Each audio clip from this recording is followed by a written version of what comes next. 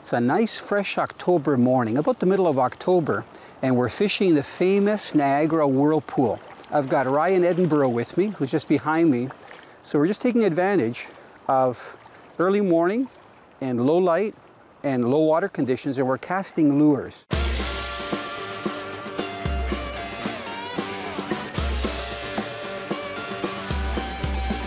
Let's go fishing. People, when you're in the mood, let's go fishing. Well, it's just me and you. Head on down to the fishing hole. Grab your hat, get your pole. Let's go fishing when you're in the mood. Canadian Sport Fishing is brought to you by Rapala. Premium fishing gear crafted from experience. Yamaha Outboards. Reliability starts here. Sail, the outdoors superstore. Insect Defend Patch, deep-free protection from biting insects.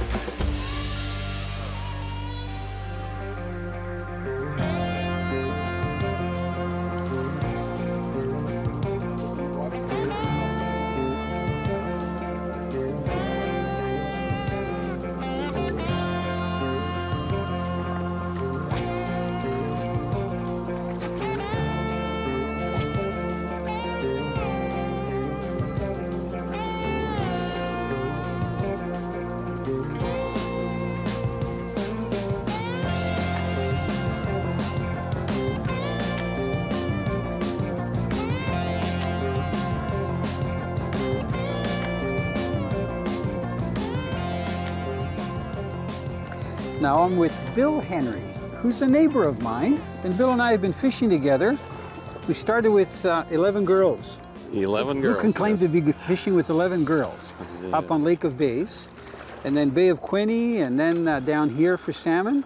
Yeah. So you don't do a lot of this kind of fishing, right? You're mostly a bass fisherman. This is my first season at the Whirlpool. Yes. What do you think? Oh, this is amazing. Other than getting tired. Absolutely amazing, yes. My arms are getting tired. Bill said he's going to be down here more often, but that he's going to work out a little bit. Because to come down, there's stairs that take you down to the Whirlpool, which is okay. But then you got to go back up at the end of the day. We might have to, we might have to walk down. So you watch your step, okay, on the rocks. And I've got my waders on, which is good because I can walk in to grab it, but I don't think he's ready. Not until he starts coming up on his side, you know? Yeah. Coming in there, Italo? He's not that small. No. Nice fish. Hooked just in the side of the mouth. Beautiful. You know what? This is a nice female. Another female. So for those people that like to steelhead fish, this is excellent because those eggs work really good for bait. Well, that's where we got this fish on. It's not that dark. So this fish hasn't been in the river long. No, it should be pretty. Because some of the ones we've seen have been almost black. Yeah. Okay, I'm going to lay it here. And you don't mind, Bill, if we keep this one? Because we're going to be using the eggs. Oh, yeah, that's right. For maybe I'll, more bait. Yeah, you got it nicely. Come on. Oh, maybe. Come on. There's your hook. I'm going to let you hold on to that. Good, thank you. Good one. Beautiful fish. Beautiful. You're the one who should be holding it. You're not even smelly yet. Yes. Oh, I got some for this morning, so yeah. But you can see we've got fellas down the shoreline. Yeah. We're during the week, so there's not a lot of people here. But if you come here on a weekend, sometimes there's 50 to 100 people, so it gets kind of crowded. And you know what? I think we're going to put this fish down because it's flopping a lot. Yep. X-Mark, you find fish catch of the day. Kyle, it's Tony Brecknock from Canadian Sport Fishing calling. Are you ready to think back to the day you caught that fish? Anything good and funny that happened? All right, go. Yeah, no, I was actually out at a river there and come stumbling upon the river, walking down, found this nice little honey hole. Ended up flopping in a couple of things of wool there, and this thing just cleared out of the water about 3 feet and took off down the river. It was a great fish. I remember running down the shore, rod in one arm, and I'm just clearing people as I'm coming down. It was a great fight. It actually lasted about a half hour. Got the fish in, took a great picture, turned around and let her go. It was great. Great time. Fantastic. So how did you end up sticking them on our app? Where'd you find the app and how's it working for you? Actually, with the app, I end up just stumbling upon it, just doing some searching, and it's actually great. I end up throwing down a couple pin markers as I walk down the river, and I come back about a week later when the water rises. It's just a great reminder of where I've been and where I need to go.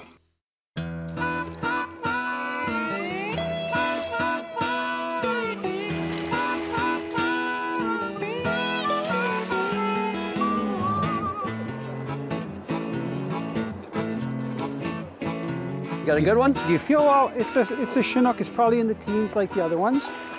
I'm gonna let you have the honors. Here's the glove. Here you are. Perfect. A lot of guys will beach their fish, which you can. There's no problem beaching them.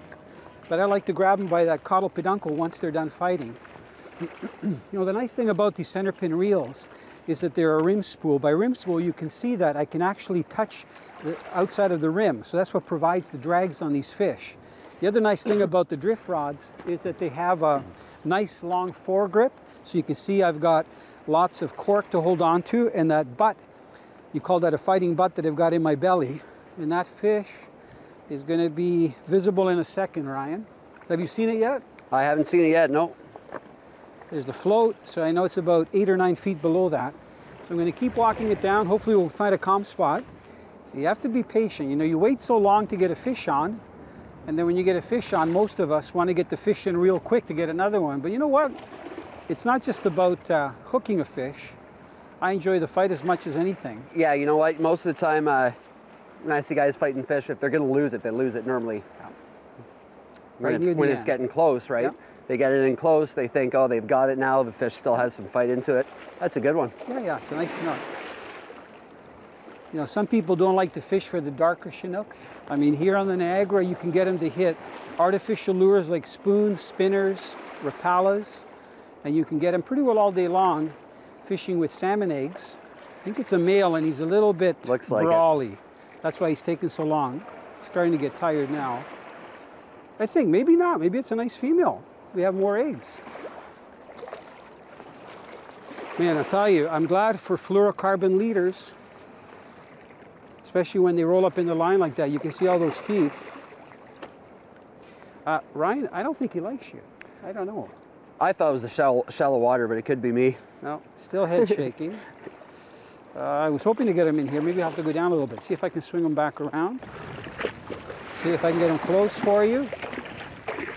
Ryan, get him. Get him. Hold on. You got a tiger by the tail.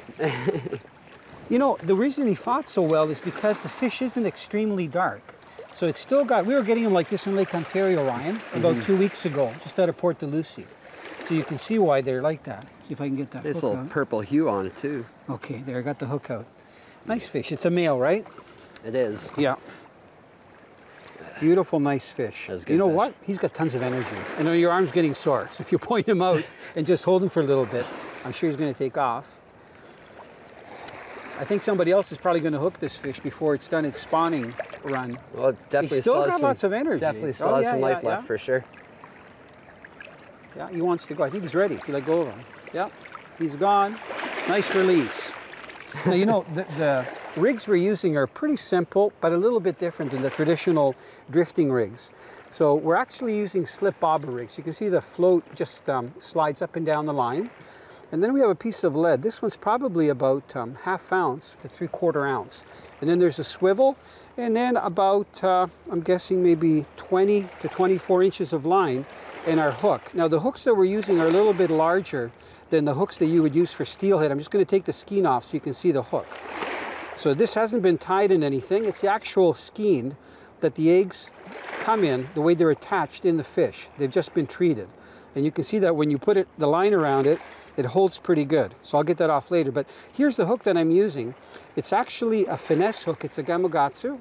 And you can see that it's a wide bend. It's almost like a circle hook, but not quite. And I find that that size, that's a number 2, works really well for salmon.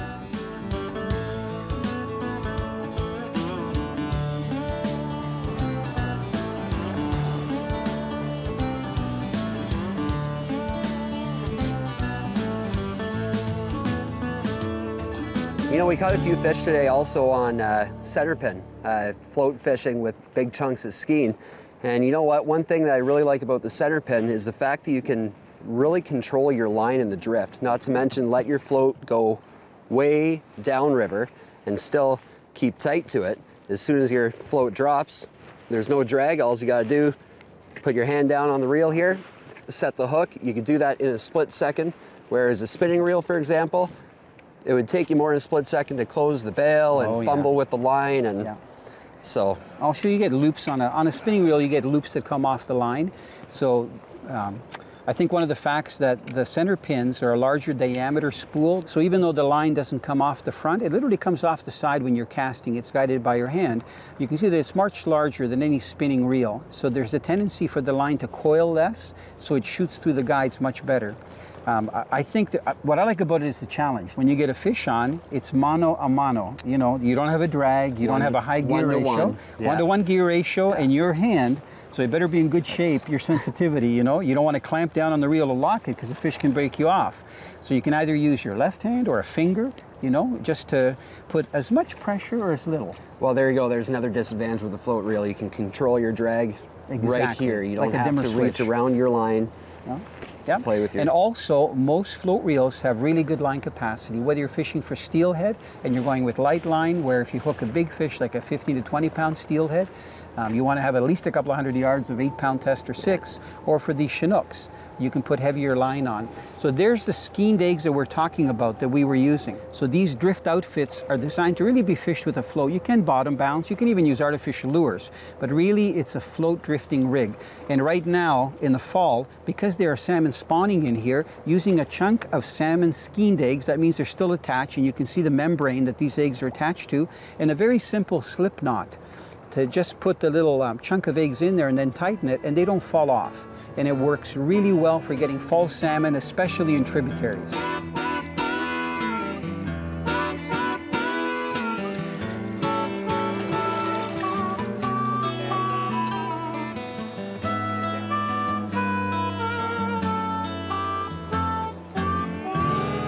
So Bill, what do you think of this salmon fishing from shore? Well, I'm kind of getting to like it. I'm getting to like it really well. Well, when it's time to put the boat away, right? Yes. Oh, when you can't really go out on the Great Lakes, so really it's not comfortable. You could, I guess, still go.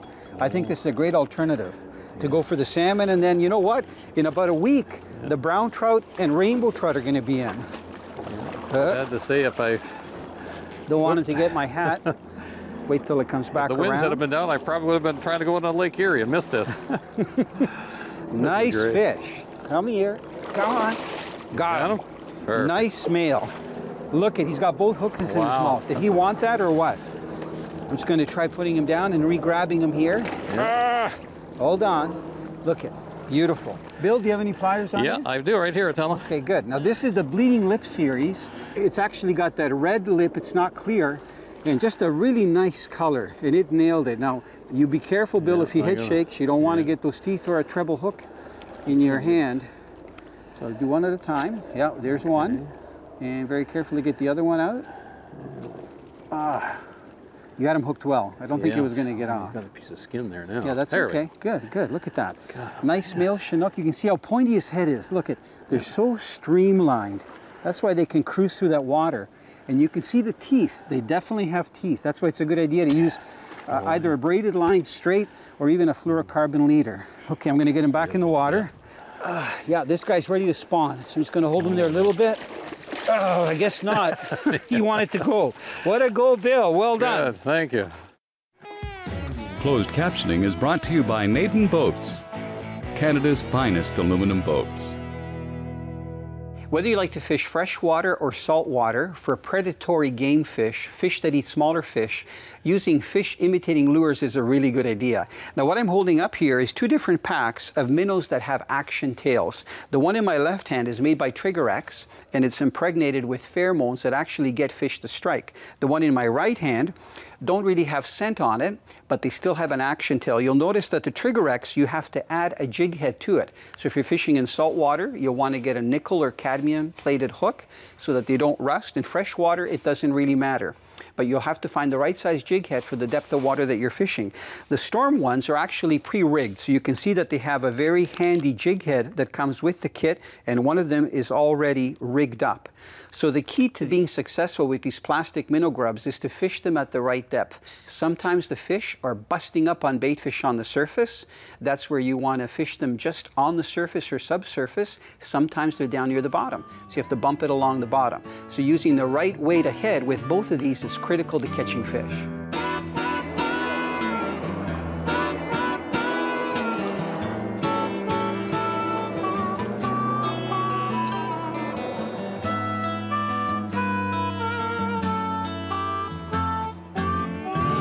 Usually the best fishing is when the current is a little bit slower like this, but it fluctuates about every, I don't know, 15, 20 minutes or so. So if you're wearing just hiking boots, you got to be real careful because sometimes the water will draw back. So you can see right now it's about 3 feet away from the shore, 4 feet, and then it'll come right back up 4 feet throughout the day. Kind of like fishing tidal waters. Yeah, you can't put your lunch too close to the shoreline. No, or some of your gear. I've seen cell phones disappear, all kinds of stuff. Oh, no. Now you got to admit though, Ryan, look at how beautiful it looks. Look at the color of these leaves. Yeah, we can't complain, eh? You know, I've seen people fish on the American side, but not very often. I don't know if they have good runs over there. I mean, we've got, the whole thing is a run, you know, with different tail outs and deeper water and stuff. I would say keep reeling and keep walking, Ryan. Yeah. So see if you can pick up. If you can steer his head, tell him who's boss without, you know, putting too much on the line. Trying to keep my rod high too, because Yep. I can't see any of the rocks or anything Yeah, I like made that a either. pocket for you, if you can bring him in. It's a good sized fish, that's why, Ryan. Just easy, I don't want him to swim between my legs. There we go. That was easy. Ryan, you know what? I think he inhaled your spawn sack. Look at this. I'm gonna walk up here. No wonder he fought hard. He's a pretty green fish, like he's not silver, but you gotta admit he's in good condition. You know what? I've got him pinned with my left hand on my chest because they've got so much energy. I love their big heads. See the teeth that they develop? They're not like that out in the lake. It's a big brute. So he's not, how big? 18 now? Yeah. 15, 16, 18? I think so. High 'Cause teens he's heavy. anyway. Because he's a tall, deep fish. So I got my hand around him. He's pretty thick. It's probably good 8 inches. Oh yeah. 8 inches tall, eh? Yeah, that's a nice deep fish. Okay, you know what? He fought hard. I know he's got tons of energy. We're not going to see him too well here because this water is all bubbly, foamy, nice black. You know what? He stayed down, eh? He didn't come up and boil on the surface Nope. or head shake on top. No, not at all. Not till the end there, only once. Great creatures, especially here in the mighty Niagara. How are you doing, big boy? There he goes. Perfect. Beautiful. Well done. How's Good your job. arm? I hope my arm revives that You know quickly. what? What'll help? Lay down for a couple hours while I fish. You'll be fine. Can't do that. Okay.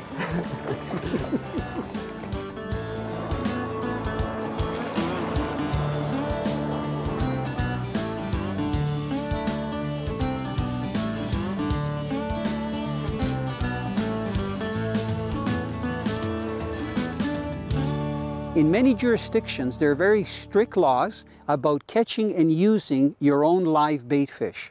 For example, if you catch bait fish from a certain body of water, it's okay to use them in that body of water, but you should never transport them and use them elsewhere. Also, it's very critical that you make sure that the fish that you are catching to use as bait are actual legal bait fish.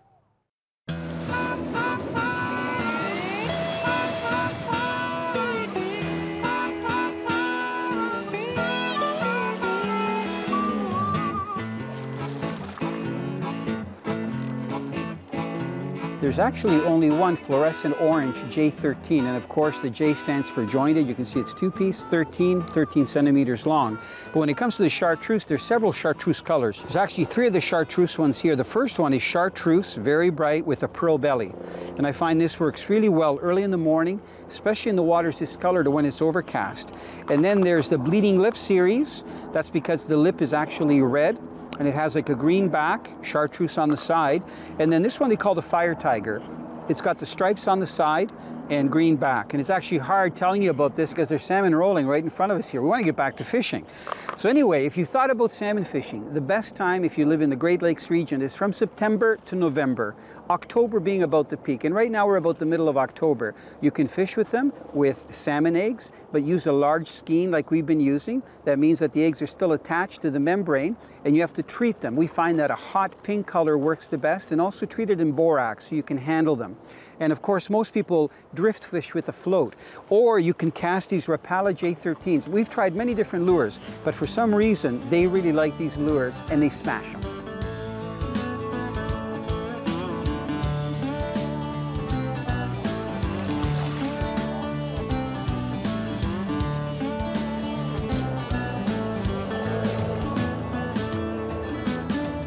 Nice fish. Wow. It looks like it's a deep fish again. Yeah. This is fun. Well, And like steelheading's fun, getting rainbows and migratory browns, but this is a nice break. Oh, there's nothing wrong with this at all. Kind of breaks the ice, you know what I mean? Like gets all the gear in shape. make sure everything's working right. Plus, I mean, this is where we get our eggs, right? Pretty well for the season until we start getting some trout eggs. Yep, that's exactly it. Yep. I think this is another male though, but we'll see. It's dark. I find that usually it's the males hit the Rapalas because they're more aggressive. Oh, but the other morning I got a female right off the bat. And Bill got a female this morning. Right? That's right. So maybe it was just coincidence. Here, I'll make a nice open patch, okay? Look, okay. He's close. And you'll see some people actually grab the line and try to pull the fish. Not a good idea. Just let the angler do it because he's got a drag on the reel. Then when the fish is ready, either use a net or grab it by the tail. Nice fish. I like his nice dark belly. Now, do you think he wanted the Rapala? Look it. That is awesome. I'm telling you, Almost. Be careful, not so much for the hook if it shakes his head. It's almost worse than a pike because they're actually curved. And I think they're a lot harder than a pike's tooth. How are you doing? Dr. Edenborough? I got 1 out of the 3. Okay, careful. Don't harm the fish. There's the first hook. Yeah, you're doing great. It's hooked well. I don't think it was going to come off. And we'll hold him up for one nice Perfect. look. Look at it. Gorgeous Chinook right here from the Whirlpool on the famous Niagara River. Famous fisherman, Ryan Edenborough. Hook's trophy, no, monster, behemoth, Chinook. Using Rapala, fluorescent origin, J11. That means 11 centimeters long. J13, sorry. It was a J13, yeah. Okay, I'm gonna get him back in the water. Oh, heavy fish. Ah. He's a slab. Good fighters, eh? I love it when they slam it. I think they hit even better than a muskie. Yeah, when that thing hit, there was absolutely no question. That was awesome. Nice dark back. Now you'll notice I'm moving this fish from side to side, not back and forth. I want to get some of that water going in its mouth, but not going like this, back and forth. It's more side to side. And you can see that he's got the idea, and he swims off, which is perfect. Canadian Sport Fishing is brought to you by Suffix, the world's most hardcore fishing line. Yamaha Outboards, reliability starts here. Sail, the outdoors superstore. Insect Defend Patch, deep-free protection from biting insects. This particular model of crankbait is made by Storm, and it's called the Wiggle Wart, and this particular one is the Magwort because it's quite large. And it is one of the best lures to use, whether you fish on the west coast of North America or in the Great Lakes for salmon. They actually have, well, you can hear the rattles. I don't know how well you can hear that, but there's actually multiple small metal balls or steel balls in there with one large one. So there's a couple different sounds happening there. And you know what? They actually have a really wide I can hear like the beads this. even now. Absolutely.